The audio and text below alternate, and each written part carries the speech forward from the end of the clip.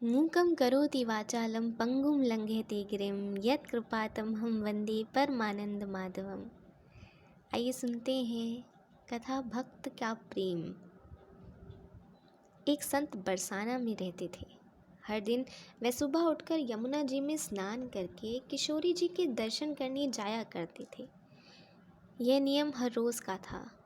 जब तक राधा रानी के दर्शन नहीं कर लेते तब तक अन्न जल कुछ भी ग्रहण नहीं करते थे। उनकी यही दिनचर्या हो गई थी। अब उनकी उम्र लगभग 80 वर्ष हो गई थी। एक सुबह रोज़ की तरह उठे और यमुना में स्नान जब उन्होंने किया, उसके तत्पश्चात राधा रानी के दर्शन के लिए वे गए। मंदिर के पट खुले हुए थे और राधा रानी के दर्शन वे करने लगे।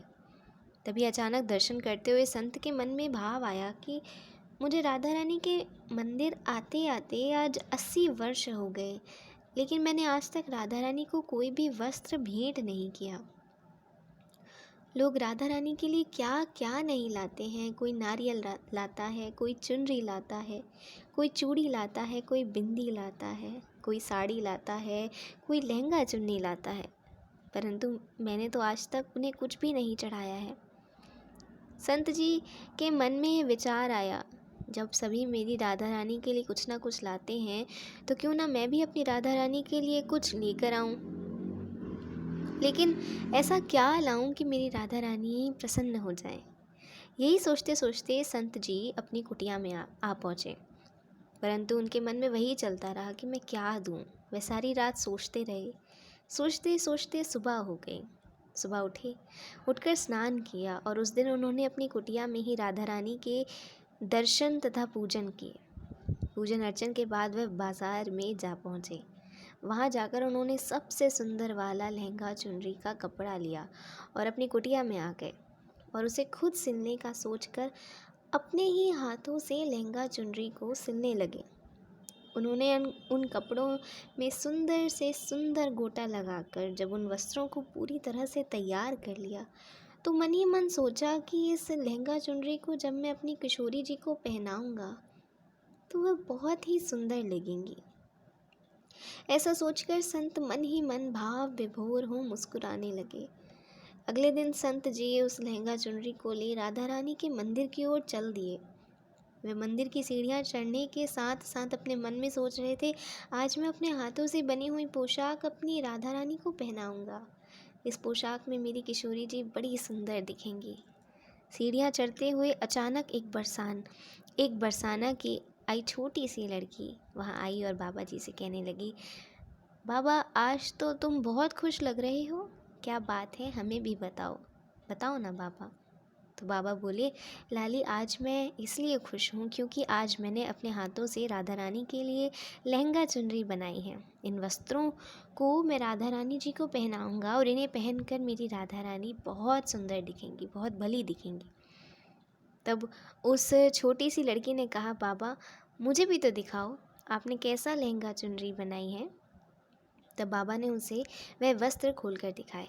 उन वस्त्रों को देखकर वो लड़की बोली, अरे बाबा राधा रानी के पास तो बहुत सारी पोशाक है, आप ये पोशाक मुझे दे दो। तब वे संत बोले, बेटी मैं तुमको बाज़ार से दूसरी पोशाक दिलवा दूंगा, ये तो मैं अपने हाथों से बनाकर राधा रानी के लिए लेकर जा रहा हूँ, तुमको कोई दूसरी दिलवा दूंगा। लेकिन उस छोटी सी बालिका ने उस संत का अंगूछा पकड़ लिया और फिर से बोली, बाबा ये मुझे दे दो ना, मुझे तो यही पोशाक चाहिए। उधर संत भी ज़िद करने लगे कि मैं दूसरी दिलवाऊंगा, ये नहीं दूंगा। लेकिन वो बच्ची भी इतनी ज़िद पर अड़ गई कि वह संत के हाथ से पोशाक छीनकर वहाँ से भाग गई।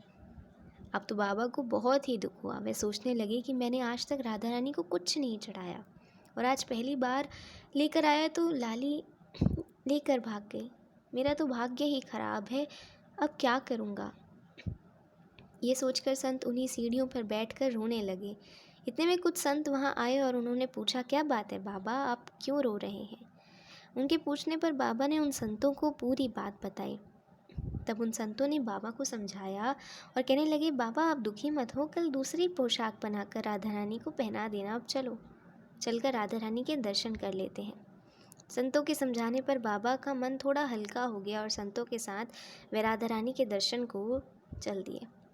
रोना तो बंद हो गया था, लेकिन मनस्थिति अच्छी नहीं थी क्योंकि उनकी मनोकामना पूरी नहीं हुई।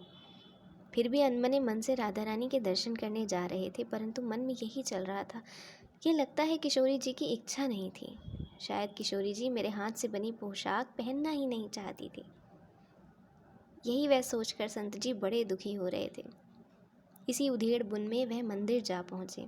मंदिर आकर राधा रानी के पट खुलने का इंतज़ार करने लगे। थोड़े ही समय बाद मंदिर के पट खुले और संतों ने कहा, बाबा देखो, आज हमारी राधा रानी बहुत ही सुंदर लग रही हैं। उनका मन तो पहले से ही व्यथित था, परंतु संतों की बात सुनकर जैसे ही बाबा ने अपना सर उठा कर देखा तो जो स्वरूप देखा तो वह दंग रह गए। उन्होंने देखा कि जो लहंगा चुनरी बाबा ने अपने हाथों से बनाई थी वही आज राधा रानी ने पहनी थी। ये देखकर बाबा बहुत खुश हुए। खुशी से उनके आँखों में आंसू आ गए। उसी अवस्था में उन्होंने राधा रानी से कहा, हे राधा रानी, आपको इतना भी सब्र नहीं रहा कि मुझे यहाँ तक आने देती हैं? आप उससे पहले ही मेरे हाथों से इसे लेकर चली गईं। ऐसा क्यों? तब सर्वेश्वरी श्री राधा रानी ने कहा कि बाबा, आपके भाव को देखकर मुझसे रहा नहीं गया और ये आपकी लाई हुई पोशाक केवल पोशाक नहीं है, अपितु इसमें आपका भक्ति का प्रेम है, और जो प्रेम से मेरी तरफ एक कदम भी बढ़ाता है उसे मैं खुद जा कर मिलती हूँ। तभी कहा गया है कि भगवान को केवल भक्त का प्रेम ही वश में कर सकता है। बोलिए श्री कृष्ण भगवान की जय।